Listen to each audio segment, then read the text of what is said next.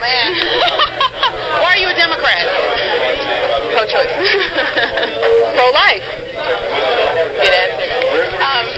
Less government, lower taxes, freedom, personal responsibility, market-based, free market society, any number of reasons. Okay.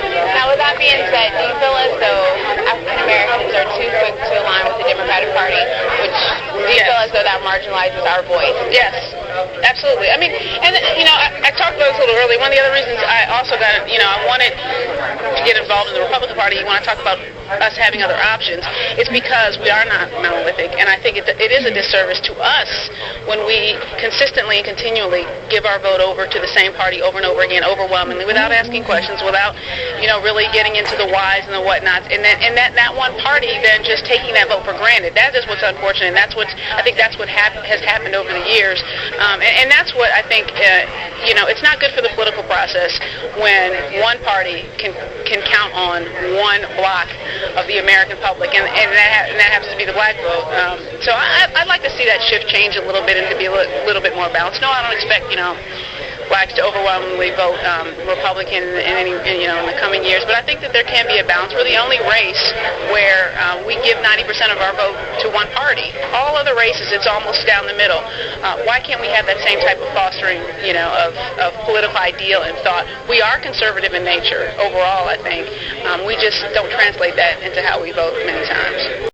If Dr. King were living today, what do you think his thoughts would be? Brother Martin is always concerned about poor people and people trying to struggle against the odds. So he would be talking about poor people here, he'd be talking about poor people in Gaza, he'd be talking about poor people in Africa, and he would be smiling because he knows that this is still a great day. It's a historic day. Thank you. Okay, Obama ran his campaign on the theme of change. What are some of the changes that you think everyday Americans need to make in order to make this nation a better place? Changes everyday Americans need to make. That's a good question. I think that they need to look inside to their families and what they're doing to raise their children, what they're doing to make a healthy, happy family and household, and that's for all Americans. I mean,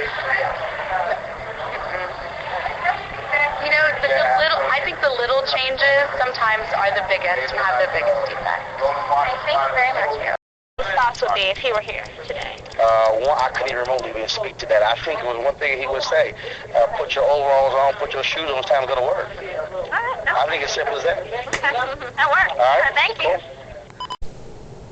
Protect the voting rights of all people, and to ensure that the process was fair. I was also a member of the Rules Committee, and you might recall during the big discussion over whether or not we would change the rules in the middle of the game, I stood up and said that it was unfair to change the rules in the middle of the game. I said my mother could call that cheating.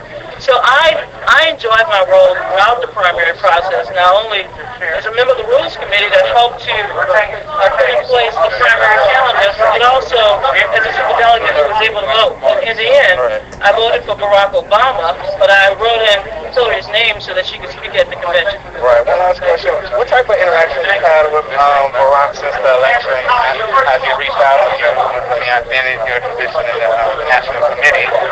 What's like your personal / professional relationship with President? Well, I've worked